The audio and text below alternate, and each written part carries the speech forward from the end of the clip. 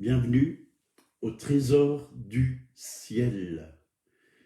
Voilà, le jour est déjà bien levé, il est presque 8 heures et c'est vrai que la douceur est là aussi et on entend les oiseaux siffler. C'est un signe de printemps et le printemps arrive, mais que dans nos cœurs aussi il y a un printemps, qu'il y ait vraiment cette vie, oui, qui grandit, la vie du Christ, la vie du ressuscité. Voilà, je salue. Et Hervé, sois bienvenue, toi, ta famille. Christine Steiblé, bienvenue, tu n'es pas loin, tu es tout près. Bienvenue, toi, et que toute ta famille soit encouragée, fortifiée en ce jour. Alléluia. Voilà, ce matin, on va continuer sur la prière. C'est vrai qu'il y a tellement de choses à dire sur la prière. Toute la parole de Dieu nous parle de prière, de toutes sortes de prières. Mais ce matin, on va parler de Jésus qui, chaque matin, commence sa journée dans la prière. On va prier.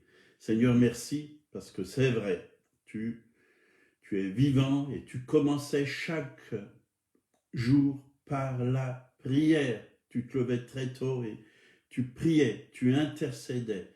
Merci Seigneur parce que tu nous montres aussi le chemin, l'exemple et nous voulons te suivre. Nous ne voulons pas suivre, oui, des hommes, mais nous voulons suivre le Christ.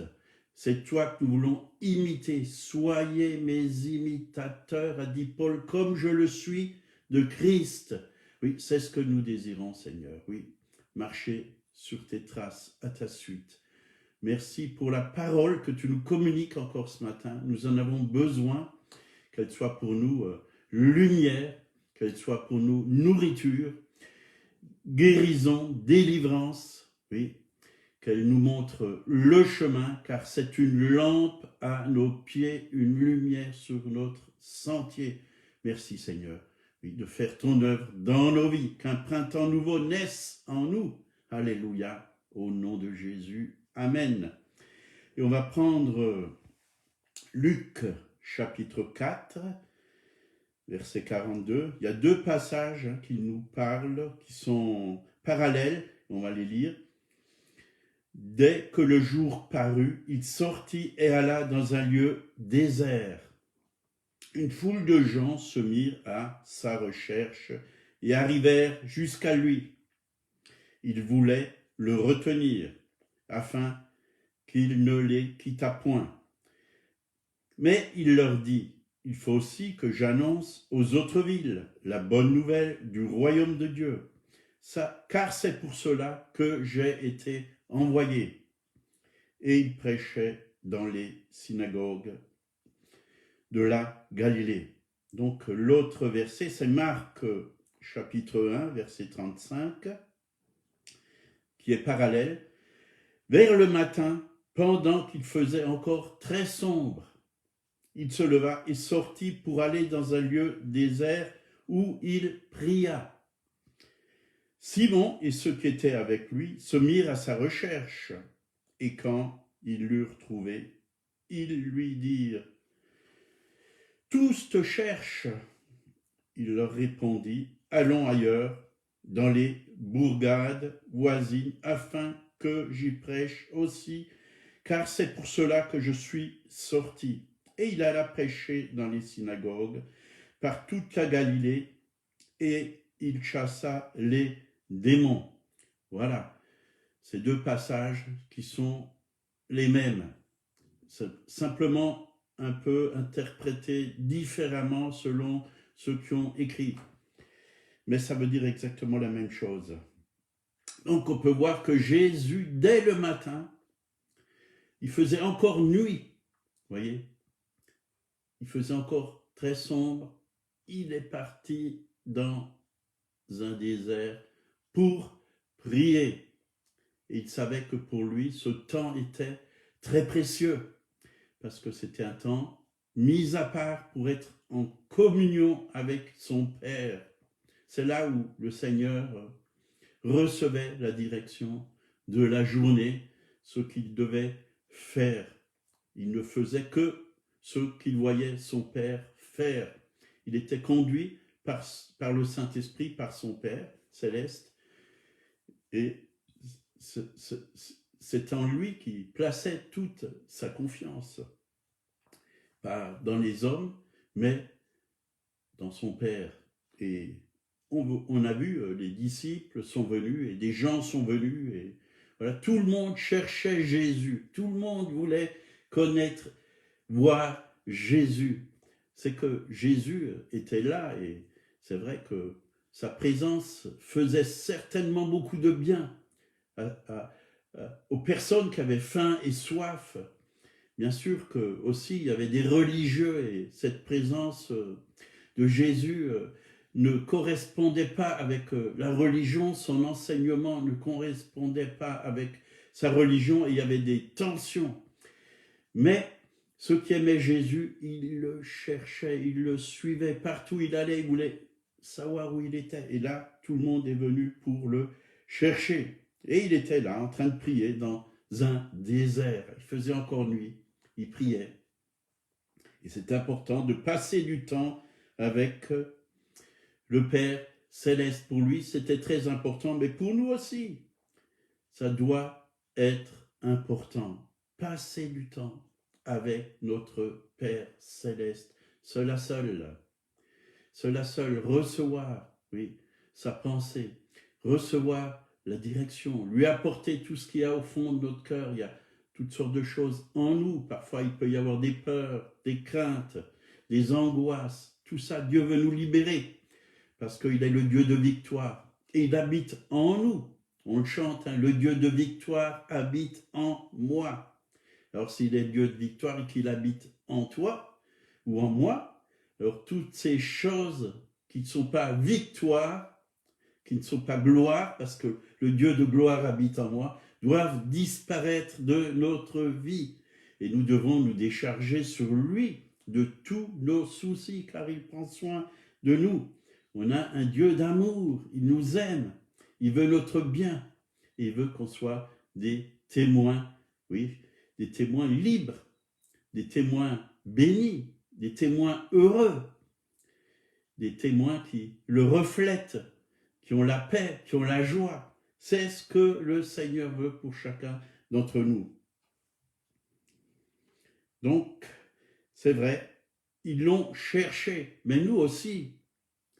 Simon et tous les gens l'ont cherché. Nous aussi, on le cherche chaque jour. Mais comment le trouver? C'est justement en étant en communion avec lui, dans la prière, en le contactant, en lui ouvrant nos cœurs, en nous abandonnant, en s'abandonnant à lui. Quand on s'abandonne totalement à lui, il peut se révéler à nous. Donc, s'il était recherché, c'est que Jésus était précieux pour les disciples et pour toutes ces personnes qui le cherchaient. Est-ce qu'il est précieux pour chacun d'entre nous? Est-ce qu'il est précieux? En tout cas, pour moi, je sais qu'il est précieux. Parce que sans lui, je ne peux rien faire. J'ai besoin de lui chaque jour. Chaque jour, il est ma respiration. Il est ma respiration. Si je n'ai pas d'oxygène, je meurs. Mais quand je prie, la prière, c'est respirer. C'est comme respirer. On a besoin de l'atmosphère du ciel, l'atmosphère de Dieu, atmosphère de joie, atmosphère de paix, atmosphère d'amour. Cette atmosphère saine qui n'est pas polluée, qui vient d'en haut, qui vient du Christ, qui vient de la gloire. On a besoin de cette atmosphère chaque jour. Chaque jour, le monde est pollué. Et nous avons besoin d'air pur. Mais en lui, nous trouvons ce qui est pur, ce qui est sain, ce qui est bon, ce qui est parfait, ce dont nous avons besoin. Mais Jésus leur a dit, il faut que j'aille, oui, dans telle et telle ville, dans la Galilée, dans les synagogues, apporter le royaume de Dieu. C'est pour ça qu'il a été envoyé. Voyez? Mais nous aussi, suffit pas de prier, c'est bon de prier, mais quand nous avons fini, oui, d'être dans la présence de Dieu, bien sûr qu'il faut rester toute la journée en communion avec lui, mais Dieu va mettre des gens sur notre chemin et être ses témoins. C'est tellement important. Pas toujours par des paroles, ça peut être tout simplement un sourire ou alors une parole, oui, qui fait du bien aux gens. Un sourire, une bonne parole, ça peut que faire du bien. Ça peut déjà ouvrir le cœur d'une personne et voir, tiens, bah, cette personne, elle est sympathique. Cette personne s'intéresse à moi. Elle n'est pas comme les autres. Et les gens aiment ça parce qu'ils cherchent, surtout en ce moment, dans ces temps difficiles. Les gens cherchent, ils cherchent quelque chose, mais au fond de leur être, c'est Dieu qui cherche, parce que nous avons tous la pensée, oui, de l'éternité au fond de nos cœurs. Chaque personne sait que Dieu existe, même si bien souvent ils veulent pas le reconnaître. Ils savent que Dieu existe, parce que Dieu a mis dans l'être humain la pensée de l'éternité. De toute façon, on n'a aucune excuse, dit la parole de Dieu. Quand on voit la nature, les oiseaux, ils savent qu'il y a quelqu'un qui a fait toutes ces choses. Parce que si le monde fonctionne tellement bien, hein, si le soleil ne tombe pas sur la terre, si tout est équilibré, c'est qu'il y a quelqu'un au-dessus de tout, qui a tout équilibré et qui a fait tout à merveille. C'est le Seigneur, c'est le Dieu créateur du ciel et de la terre. Voilà, prier. Jésus a prié, mais il n'a pas seulement prié, il a agi, il est allé, il a apporté la parole de Dieu partout, dans les synagogues. Et quand il apportait la parole de Dieu, les gens étaient éclairés. Les démoniaques ont été libérés, c'est ce que nous dit la parole. Les malades ont été guéris, parce que le Seigneur, oui, il sait que toutes ces choses ne viennent pas de lui. C'est pas lui qui a envoyé la maladie sur la terre. C'est pas lui qui a mis la dépression chez les gens. C'est pas lui qui a mis les cancers. C'est pas lui qui a mis toutes ces mauvaises choses. C'est la conséquence du péché d'Adam et Ève. Mais Jésus est venu pour nous racheter et pour détruire les œuvres du diable. Il a prêché le royaume de Dieu. Il a guéri les malades. Et Dieu veut utiliser, encore aujourd'hui, des hommes et des femmes qui sont remplis de lui. Et comment on se remplit de lui? Pour se remplir du Seigneur, il faut être connecté à lui. C'est comme une prise. Si on veut, enfin une lampe, si on veut que la lumière éclaire, il faut brancher la prise au courant. Et c'est le courant électrique qui donne de la lumière. C'est la puissance de Dieu qui nous donne la capacité, qui nous remplit, oui, qui nous remplit de force, qui nous remplit de vie. Oui. Soyez constamment, dit la parole de Dieu dans Éphésiens, remplis du Saint-Esprit. Il faut rester branché au Seigneur. Il faut être en contact avec le Seigneur. Il faut reconnaître le Saint-Esprit et particulièrement le parler en langue. Ça nous charge comme on charge une batterie. Ça nous édifie. On a besoin, oui, de cela. Jésus n'avait pas de méthode, oui, pour prêcher. Il écoutait simplement le Saint-Esprit, il écoutait son Père, il voyait ce que son Père faisait. Nous, on cherche souvent des méthodes. On va faire comme ci et on va faire comme ça. Laissons-nous conduire par le Saint-Esprit. Le Saint-Esprit connaît toutes choses. Il sait placer les bonnes personnes sur notre chemin. Il sait nous donner les bonnes paroles pour ces personnes parce qu'il connaît les cœurs. Il sait ce dont les gens ont besoin. Et quand le Saint-Esprit coule, c'est plus grand que les méthodes, voyez. Ça touche les gens, ça parle aux gens. On a besoin d'être rempli du Saint-Esprit. 2 Corinthiens, chapitre 3, versets 4 à 6.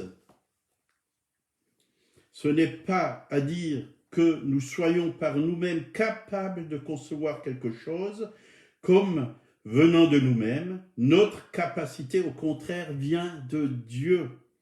Il nous a aussi rendus capables d'être ministres d'une nouvelle alliance, non de la lettre, mais de l'esprit.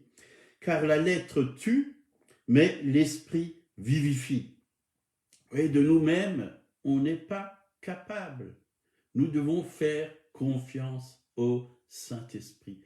Pas à des méthodes, oui, mais au Saint-Esprit. Et quand on fait confiance au Saint-Esprit, vous voyez, bien sûr, il faut lire la parole de Dieu, il faut être en contact avec le Seigneur. Mais quand on est, oui, dans l'Esprit, à l'intérieur de nous, il y a des paroles, il y a des versets bibliques qui ont été plantés par le Saint-Esprit. Et au bon moment, ces versets vont sortir, vont toucher les gens, vont parler au cœur des gens. Moi, j'ai fait pendant 3 ans du porte-à-porte, 6 jours par semaine, et je peux vous dire, j'en ai rencontré beaucoup des personnes, et il y a eu beaucoup de questions parfois très difficiles, auxquelles moi-même je ne pouvais pas répondre, parce que humainement, je n'en étais pas capable. Mais bien souvent, le Saint-Esprit m'a donné vraiment des paroles. Mais moi-même, j'étais étonné, ce qui sortait de ma bouche. Des paroles qui apportaient vraiment de la lumière aux questions des personnes. Oui, le Saint-Esprit nous confond. On est confondus. Faisons-lui confiance. Il connaît toutes choses. Il connaît, oui, les réponses. Il connaît les solutions. Je ne dis pas que je savais toujours tout. Non, pas du tout. Parfois, je ne savais pas. Mais quand on est rempli du Saint-Esprit, il se passe quand même des choses extraordinaires, des choses qui nous dépassent. Voyez, nous sommes vraiment des ministres de la nouvelle alliance, de l'esprit et non de la lettre. La lettre tue. Voyez, quand on n'est pas dans l'esprit, on peut tuer par nos paroles, mais l'esprit vivifie. Ça veut dire l'esprit communique la vie. L'esprit communique les solutions. L'esprit communique les réponses que les gens ont besoin. Alors faisons confiance au Saint-Esprit. Marc 5, versets 15 et 16. Sa renommée se répandait de plus en plus et les gens venaient en foule pour l'entendre et pour être guéris de leur maladie. Et lui se retirait dans les déserts et priait. Vous voyez, le Seigneur n'était pas toujours là en train d'œuvrer. Non, il prenait aussi du temps pour se recharger, pour recevoir.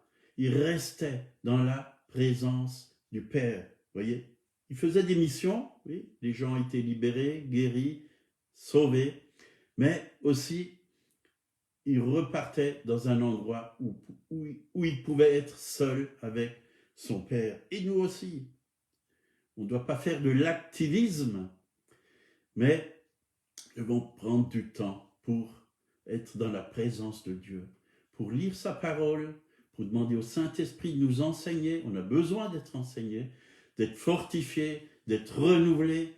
On a besoin que notre mentalité soit transformée. Le renouvellement de l'intelligence, on en a besoin. Nous avons besoin d'apprendre à penser comme Dieu pense.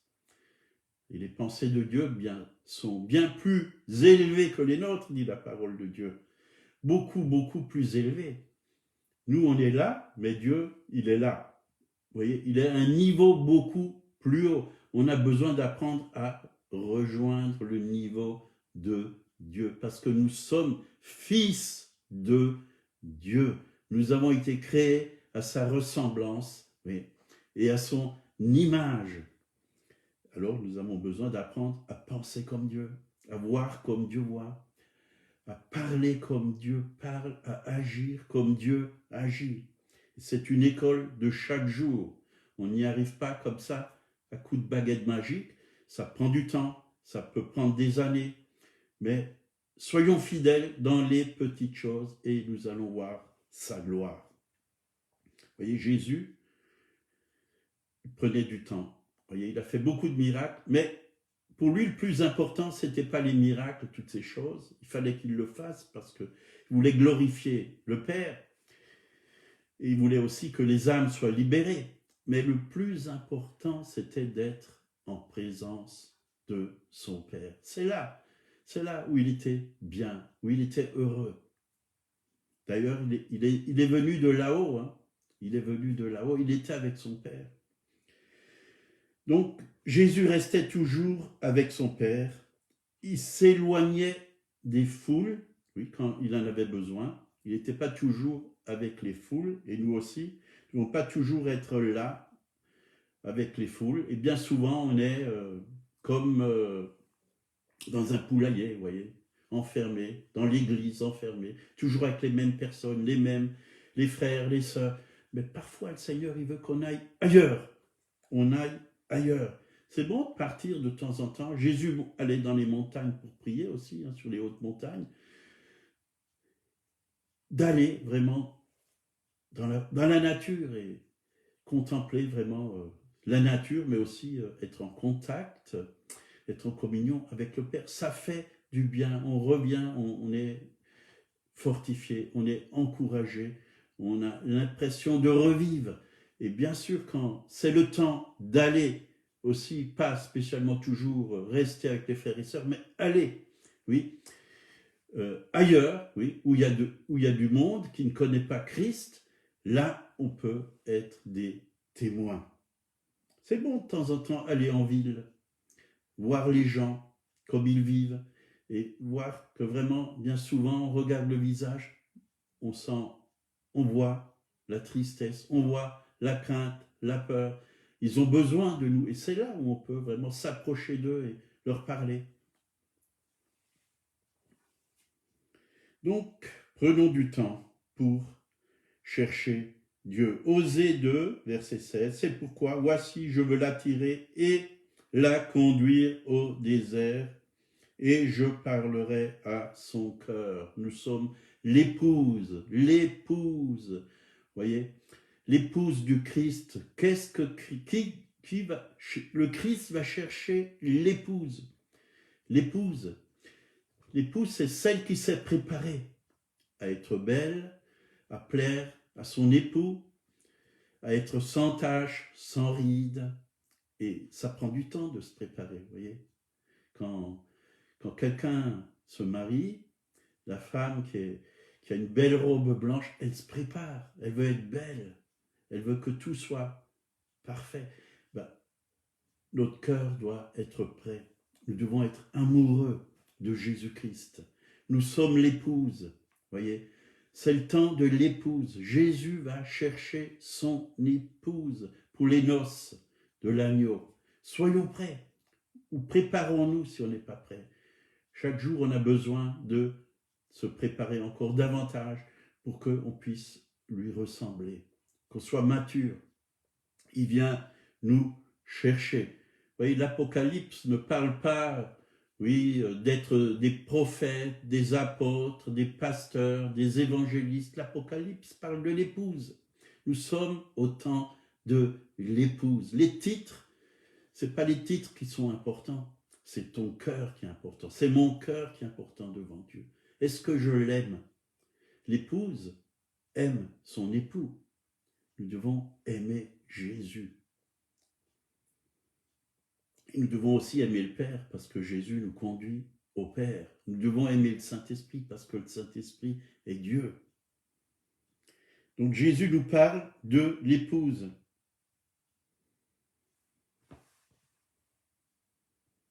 On a besoin vraiment de connaître notre époux, le Seigneur. Écoutez, je parlerai à son cœur. Dieu veut parler à notre cœur. Dieu veut qu'on aille dans le désert, c'est-à-dire dans un endroit où il n'y a personne, pour parler à notre cœur. Est-ce qu'il y a des oreilles ou des cœurs pour écouter ce que dit l'Esprit? Ce que dit l'Esprit, aujourd'hui encore, le Saint-Esprit parle. Luc 22, 31 à 37, le Seigneur dit « Simon, Simon, Satan vous a réclamé pour vous cribler comme le froment, mais j'ai prié pour toi afin que ta foi ne défaille point. Et toi, quand tu seras converti, affermis tes frères. Seigneur, lui dit Pierre, je suis prêt à aller avec toi en prison et à la mort. Et Jésus lui dit, Pierre, je te le dis, le coq ne chantera pas aujourd'hui que tu m'aies renié 3 fois de me connaître. Jésus s'est intéressé à la foi de Pierre. La foi, c'est quelque chose de très important. Vous voyez, Jésus s'est intéressé. Il a prié pour que sa foi ne défaille point. Sans la foi, on ne peut pas être agréable à Dieu, dit la parole de Dieu. L'ennemi attaque la foi des croyants. La foi, c'est quelque chose de précieux, de précieux. D'ailleurs, 1 Pierre, chapitre 1, verset 7 nous le dit, afin que l'épreuve de votre foi, plus précieuse que l'or périssable, cependant, est éprouvée par le feu, ait pour résultat la louange, la gloire, l'honneur, lorsque Jésus-Christ apparaîtra. Voyez, la foi nous aide à remporter des victoires. Il est dit dans 1 Jean, chapitre 5, verset 4, parce que tout ce qui est né de Dieu, est-ce que vous êtes né de Dieu? Moi, je suis né de Dieu, je l'ai reçu comme mon sauveur et mon Seigneur. Je suis passé par la nouvelle naissance. Tout ce qui est né de Dieu triomphe du monde. Et la victoire qui triomphe du monde, c'est notre foi. C'est notre foi. Voilà pourquoi Jésus a prié pour Pierre, pour qu'il puisse triompher du monde, triompher du mensonge, triompher de l'ennemi, du diable, des démons, triompher de tout ce qui voudrait venir sur lui de mauvais pour étouffer sa foi. Il a prié pour lui. Et l'apôtre Paul était un bel exemple. 2 Timothée 4, verset 7. J'ai combattu le bon combat, j'ai achevé la course, j'ai gardé la foi. Voilà ce qu'il faut garder, c'est la foi. C'est-à-dire croire vraiment à la parole de Dieu, croire à ce Dieu d'amour, ce Père, ce Fils tellement merveilleux, le Saint-Esprit qui est tellement bon, qui est avec nous chaque jour. Vraiment garder confiance. La foi, c'est faire confiance totalement à Dieu, qu'il guide notre vie, qu'il guide cette journée. Voilà, que le Seigneur vous bénisse.